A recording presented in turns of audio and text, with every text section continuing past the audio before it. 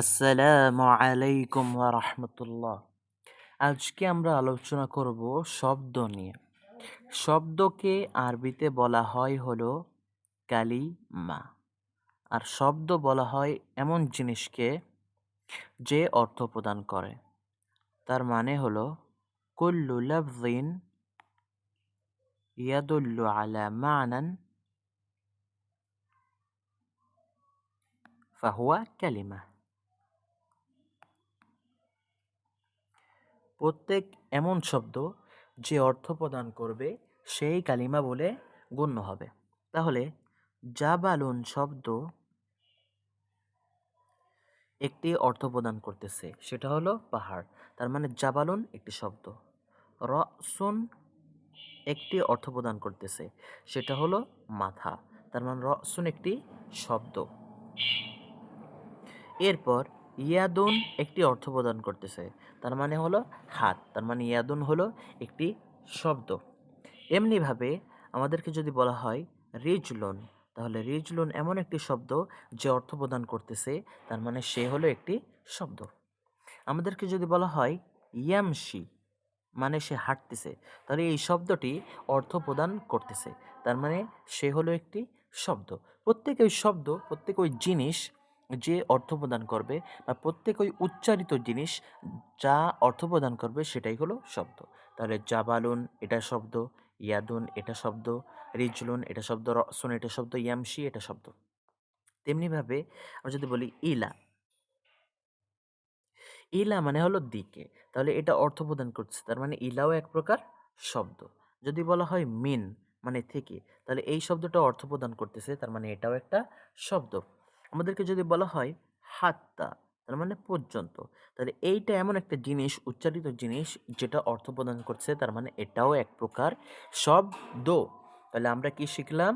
কুল্লু লাফজিন প্রত্যেক ওই লফজ, ইয়াদুল্লু যেটা দালালাত করে, অর্থ প্রদান করে, আলা মা'নান কোনো অর্থ, যেটা দালালাত করে কোনো অর্থের ওপর, তার মানে যেটা কোনো অর্থ প্রদান করে, ফাহুয়া কালিমা, তাহলে সেটাই হলো শব্দ, সেটাই হলো কালিমা। তাহলে জাবালুন এটি একটি শব্দ কালিমা, রসুন এটি একটি শব্দ কালিমা, ইয়াদুন এটি একটি শব্দ কালিমা, রিজলুন এটি একটি শব্দ কালিমা, ইয়ামশি এটি একটি শব্দ এবং কালিমা, ইলা এটি একটি শব্দ এবং কালিমা, মিন এটি একটি শব্দ এবং কালিমা, হাত্তা এটি একটি শব্দ এবং কালিমা। তাহলে আমরা কালিমা চিনে ফেললাম। এবার আসুন, আরবি ভাষায় কালিমাকে, শব্দকে ৩ ভাগে ভাগ করা হইছে। বাংলা ভাষায় যদিও ৫ ভাগে ভাগ করা হইছে।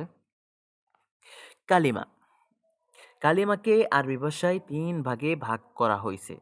প্রথম প্রকারের নাম হলো ইসম, দ্বিতীয় প্রকারের নাম হলো ফেআইল, তৃতীয় প্রকারের নাম হলো হরফ।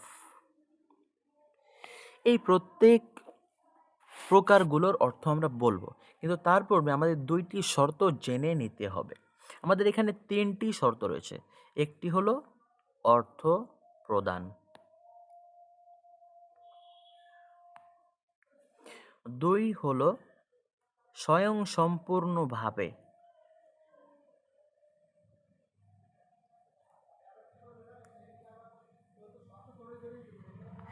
অর্থাৎ নিজে নিজে অর্থ প্রদান করবে। ৩ নাম্বার হলো জামান বা কাল এর সাথে মেলা বা না মেলা। তাহলে এইখানে যে ৩টি শর্ত রয়েছে, এই ৩টি শব্দ,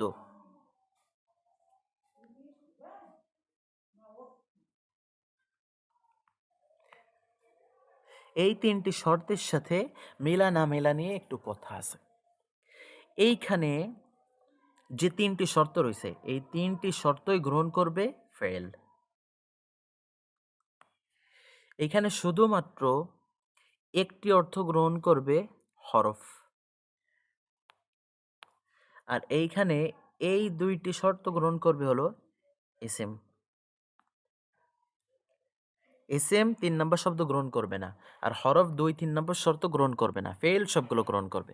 তাহলে এইখানে আমরা বলতে পারি এসএম এর অর্থ, এসএম যেটা অর্থ প্রদান করে স্বয়ংসম্পূর্ণভাবে, জামানের সাথে মেলে না।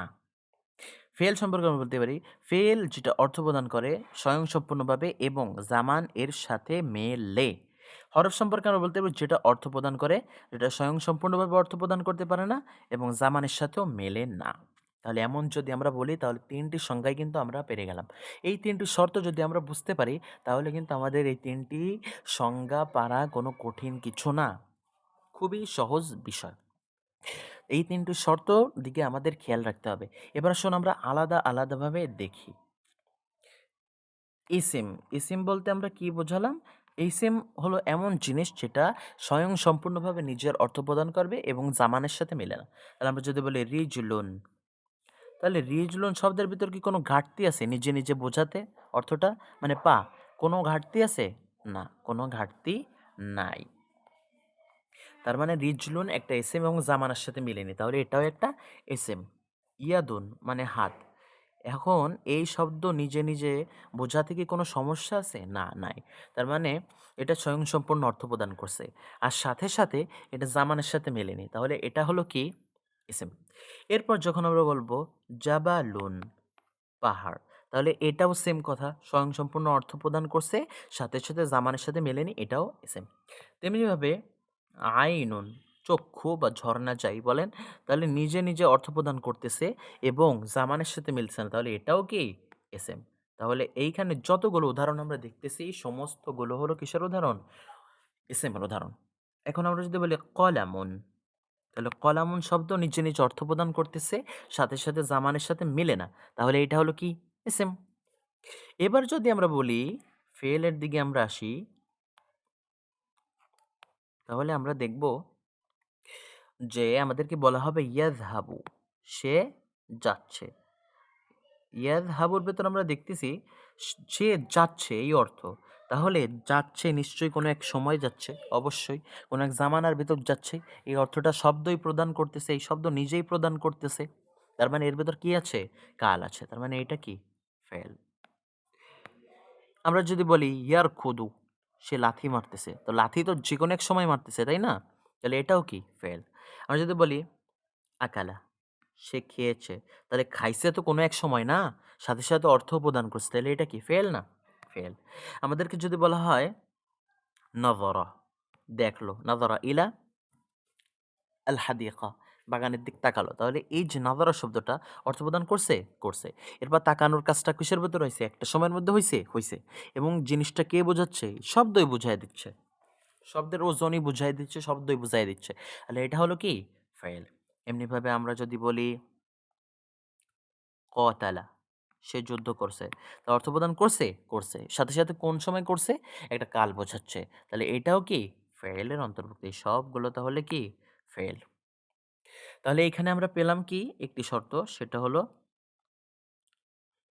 মানায় মুস্তাকিল পাওয়া যাচ্ছে। কি পাওয়া যাচ্ছে?